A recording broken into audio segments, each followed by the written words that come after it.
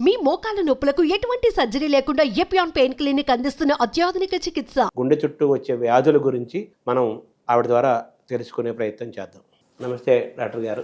నమస్కారం అండి, చాలా ధన్యవాదాలు నాకు ఈ అవకాశం కల్పించినందుకు. ఇప్పుడు గుండె కండబలం ఎంత ముఖ్యమో గుండె బలం కూడా అంతే ముఖ్యం కదా. ఇప్పుడు హార్ట్ అటాక్స్ అనేవి ఒకప్పుడు ఒక వయసు వచ్చిన వాళ్ళకి పెద్దవాళ్ళకి అలా వచ్చేవి. ఇప్పుడు హార్ట్ అటాక్స్ చాలా కామన్ అయిపోయినాయి.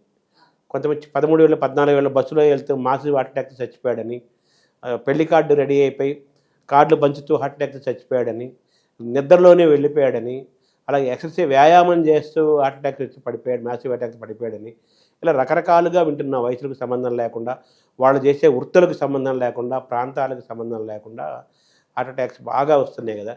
ఎందుకు ఇంతగా హార్ట్కి అనారోగ్యం వస్తుంది, ఎందుకు హార్ట్ అటాక్స్ వస్తుంది? దీనికి రకరకాల కారణాలు ఉన్నాయండి. ఇది వరకు అంటే మనం ఒక 60 ఏళ్ళలో 70 ఏళ్ళలో వస్తే కానీ హార్ట్ అటాక్, హార్ట్ ప్రాబ్లం అనే మాట వినేవాళ్ళం కాదు. ఇదివరకు కాలంలో మరీ ముఖ్యంగా కోవిడ్ వచ్చి తగ్గిన తర్వాత మరీ చిన్నవాళ్ళకి, 40 ఏళ్ళ కంటే తక్కువ వయసు ఉన్న వాళ్ళకి, 30 ఏళ్ళ కంటే తక్కువ వయసు ఉన్న వాళ్ళకి, 20 వాళ్ళకి కూడా మనం హార్ట్ అటాక్ అని, స్టెంట్లు పెడుతున్నారని, బైపాస్ సర్జరీ అవసరం అవుతుందని ఇలాంటివన్నీ వింటూ ఉన్నాం. దీనికి రకరకాల కారణాలు ఉన్నాయండి. ఒకటి మన లైఫ్ స్టైల్. ఇది ఏంటంటే మనం ఒక వేగంతో కూడిన ఫాస్ట్ లైఫ్లో ఉన్నాం కాబట్టి ప్రతిదీ ఫాస్ట్ ఫాస్ట్ ఫాస్ట్ అనడంలో దాంట్లో రకరకాలుగా స్ట్రెస్ అనేది పెరిగిపోతుంది మనిషికి. ఒకటి. రెండోది ఏంటంటే మన పూర్వీకులకు ఉన్నంత ఏమంటారంటే ఫిజికల్ శ్రమ అనేది మనకి లేదు. ఇప్పుడు పొలంలోకి వెళ్ళి పని చేసుకోవడం, లేదంటే రోజు ఒక 5-10 కిలోమీటర్ల నడక, ఈ రకమైన ఫిజికల్ శ్రమ మనకి లేదు. మూడోది ఏంటంటే ఈజీ ఫాస్ట్ ఫుడ్కి యాక్సెస్. ఇప్పుడు ఏంటంటే మనకి అవసరమైన దానికంటే ఎక్కువ ఫ్యాట్ కానీ, ఎక్కువ క్యాలరీస్ కానీ మనకి ఈజీగా దొరికిపోతున్నాయి. ఇప్పుడు స్విగ్గీ అని, జొమాటో అని, ఏది కావాలంటే అది మన ఇంటికే వస్తుంది. దాంతో మనం లెక్క లేకుండా తినడము, ఎంత తింటున్నామో తెలియకుండా ఎక్కువగా తినేయటము, అవన్నీ క్యాలరీస్గా, ఫ్యాట్గా మారి మన ఒంట్లోనే ఉండిపోవటము, సరైన శ్రమ లేకపోవడము, అసలు మనిషి కదలడము అనేదే తగ్గిపోయింది. అసలు పిల్లల దగ్గర నుండి చూసుకుంటే కూడా అసలు ఫిజికల్ శ్రమ అనేది తగ్గిపోయింది. దానివల్ల ఏంటంటే ఇదంతా దీని ఎఫెక్ట్ మన గుండె మీద చూపిస్తుంది. ఇప్పుడు కొంతమంది పిల్లలు హార్ట్ హోల్తో పుట్టారు అని కూడా తరచుగా వింటుంటాము. అలాగే 13-14 ఏళ్ళ పిల్లలకి వాళ్ళకి మెంటల్ స్ట్రెస్ ఉండదు, వాళ్ళు మనసు కూడా స్వచ్ఛంగా ప్యూర్గా ఉంటుంది కాబట్టి వాళ్ళకి ఎటువంటి స్ట్రెస్ స్టేని ఉండదు. హ్యాపీ మూడ్లో హ్యాపీగా ఉంటారు, హెల్తీగా హ్యాపీగా ఇదిగా ఉంటారు కాబట్టి వాళ్ళకి ఇటువంటి రాకూడదు కదా హార్ట్ అటాక్స్. ఎందుకు యూజువల్గా 20 ఏళ్ల కంటే తక్కువ వయసులో హార్ట్ అటాక్ రావడము అనేది రేర్. నిజంగా చెప్పాలంటే అంత సాధారణమైన సంగతి కాదు. ఇంకొకటి ఏంటంటే వీళ్ళల్లో మనం హార్ట్ అటాక్ అనుకుంటాం కానీ చాలా వరకు మనం ఎలా వింటామంటే పరిగెత్తు ఉండి పడిపోయాడు, తర్వాత ఇంక లేవలేదు, అలా వింటాం. ఇలాంటివి యూజువల్గా వీటిని హార్ట్ అటాక్ అనే కంటే కొంతమందికి పుట్టుకతోటే గుండె వేగంగా కొట్టుకునే ఇది ఉంటుందన్నమాట. వాళ్ళకి కొన్ని జెనెటిక్ మ్యూటేషన్స్ అవి ఉంటాయి. అలాంటి వాళ్ళలో ఉండడం జరుగుతుంది. అది అంటే మనం గుర్తించకపోయి ఉండొచ్చు, గుర్తించేంత టైం మనకు ఉండకపోయి ఉండొచ్చు.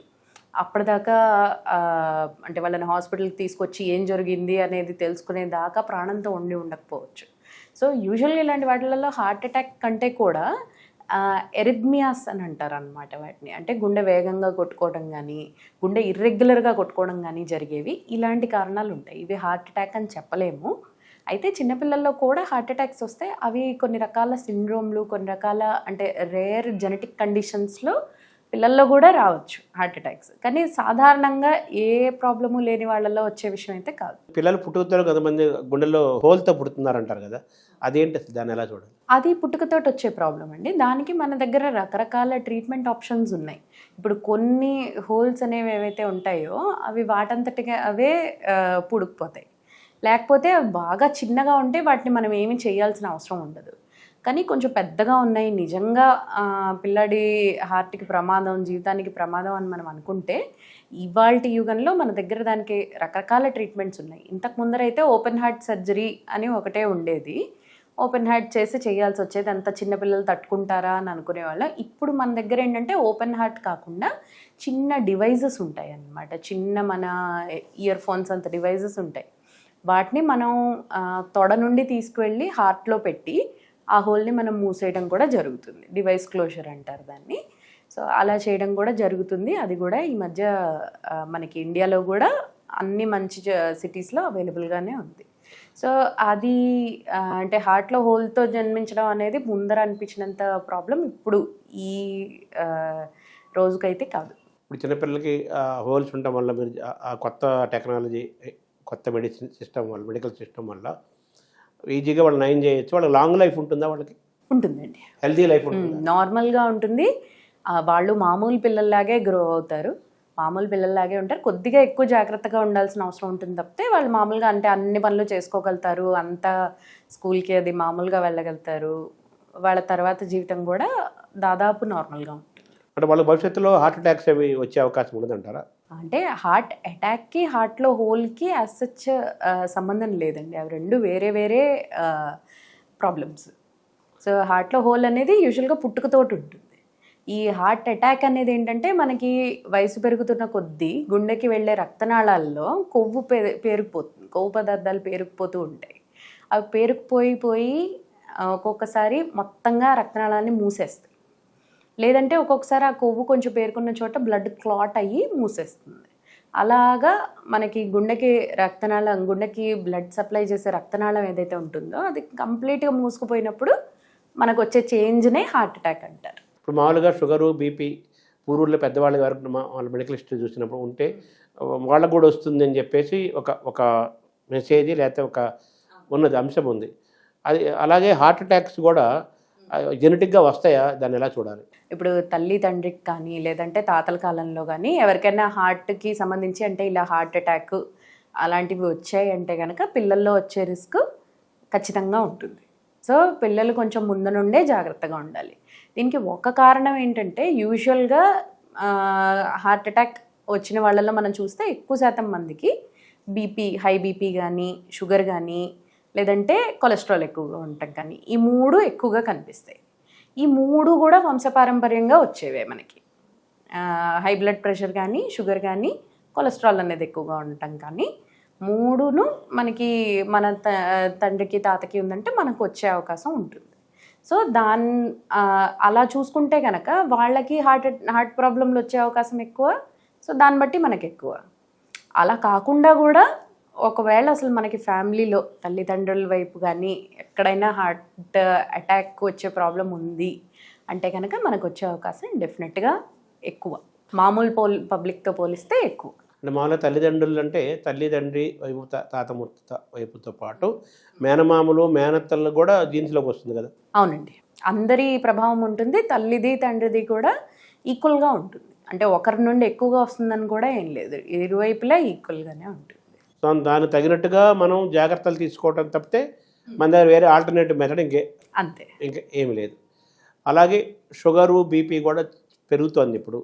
అంటే వ్యాధులు పెరుగుతున్నాయి, దాని డిజార్డర్ అంటారు కదా, పెరుగుతున్నాయి. అది కూడా వయసుకు సంబంధం లేకుండానే షుగర్కి అటాక్ అవుతున్నారు, బీపీకి అటాక్ అవుతున్నారు, థైరాయిడ్కి అటాక్ అవుతున్నారు. ఇవన్నీ జరుగుతున్నాయి కదా, దీనికి కూడా కారణాలు ఏంటి? బేసిక్గా ఈ హై బీపీ, హైపర్ టెన్షన్ అని మన మెడికల్ భాషలో అనేది హైపర్ టెన్షన్ కానీ షుగర్ వ్యాధి కానీ ఈ రెండింటిని ఏమంటారంటే లైఫ్ స్టైల్ డిజీజెస్ అంటారు. అంటే ఇవి మన లైఫ్ స్టైల్ని బట్టి వచ్చే డిజీజెస్. ఇవి జెనెటిక్గా వాటికి కొంత ఇది ఉంటుంది, అంటే మనకి జెనెటిక్గా వచ్చే అవకాశం ఉంటుంది. అయితే మనం మంచి లైఫ్ స్టైల్ మెయింటైన్ చేస్తే వాటిని మనం పూర్తిగా ఆపలేకపోయినా మనం డిలే చేయొచ్చు. అంటే 30 ఏళ్ళకి వచ్చే బదులు ఒక వ్యక్తికి 50 ఏళ్ళకి 55 ఏళ్ళకి షుగర్ వస్తే వాళ్ళకి జరిగే హాని చాలా తక్కువ ఉంటుంది, అంటే వాళ్ళ జీవితం చాలా బెటర్గా ఉంటుంది. సో అలా మన లైఫ్ స్టైల్ తగినట్టుగా మార్చుకోవటం వల్ల ఈ లైఫ్ స్టైల్ డిజీజెస్ అనే వాటిని మనం లేట్గా వచ్చేలాగా చేయొచ్చు, మనం వాటిని కంట్రోల్లో కూడా పెట్టుకోవచ్చు. సో ఈ రెండు విషయాలు కూడా, లో బీపీ అని హై బీపీ రెండు ఉంటాయి కదా, ఈ రెండింటిని ఎలా చూడాలి? ఏది ఎక్కువ డేంజరస్? మన వాడుకలో ఎక్కువగా మనం చూసేదండి హై బీపీ. సో మనం లో అని చాలాసార్లు అనుకునేది నార్మల్ బీపీనే ఉంటుంది. ఏంటంటే లో బీపీ ఉన్నప్పుడు యూజువల్గా మనకి వెంటనే తెలిసిపోతుంది, కళ్ళు తిరగడం కానీ ఇలా తూలిపోయినట్టు అనిపించడం కానీ చెమటలు పట్టడం కానీ ఇలాంటివి ఉంటాయి. సో లో బీపీ అనేది మనం ఇంట్లో మేనేజ్ చేసుకోగలిగే విషయం కాదు, దానికి ఖచ్చితంగా హాస్పిటల్కి వెళ్ళాల్సిన అవసరం ఉంటుంది. వేరస్ హై బీపీ మనకి చాలాసార్లు తెలియకపోవచ్చు. అంటే చాలా కొంతమందికి తల దిమ్ముగా ఉండడం కానీ, తలనొప్పిగా కానీ అలా తెలుస్తుంది. బట్ చాలామందికి బాగా ఎక్కువ అయ్యేంత వరకు, లేదంటే వాళ్ళు ఏదో వేరే సమస్య కోసం డాక్టర్ దగ్గరికి వెళ్ళి అది బయటపడే వరకు చాలామందికి తెలియదు. ఇంకా ఈ మధ్య కాలంలో అందరికీ అది రొటీన్గా మనం చూసుకోవాలి, మనం మానిటర్ చేసుకోవాలి అన్న ఒక అవేర్నెస్ ఈ మధ్య పెరుగుతోంది కాబట్టి చాలామంది చూసుకుంటున్నారు. ఇదివరకు కాలంలో అయితే చాలా వరకు వేరే సమస్య కోసం వెళ్ళేదాకా బీపీ ఉందన్న సంగతి తెలిసేది కాదు. లో బీపీ హై బీపీ ఏది డేంజరస్? లో బీపీ అనేది బేసిక్గా చాలా అంటే ప్రాణహాని కలిగించగలిగిన స్థితి అండి. అంటే ఇప్పుడు మనకి ఉండుండి లో బీపీ అయిపోతే అది చాలా అంటే అది అసలు మనం తట్టుకునేలాగా ఉండదు. ఇప్పుడు మనం హై బీపీ అంటే ట్యాబ్లెట్ వేసుకుంటాం, ఇంట్లో ఉంటాం. లో బీపీ అనేది అలా ఉండదు. On the other hand high BP కూడా మనకి మరీ హైగా వెళ్ళిపోతే బ్రెయిన్ స్ట్రోక్ అవి అయ్యే అవకాశాలు చాలా ఎక్కువగా ఉంటాయి. కాబట్టి రెండు డేంజరస్. ఒకటి డేంజరస్ కాదని మనం చెప్పలేము, రెండు వేటికవి డేంజరస్.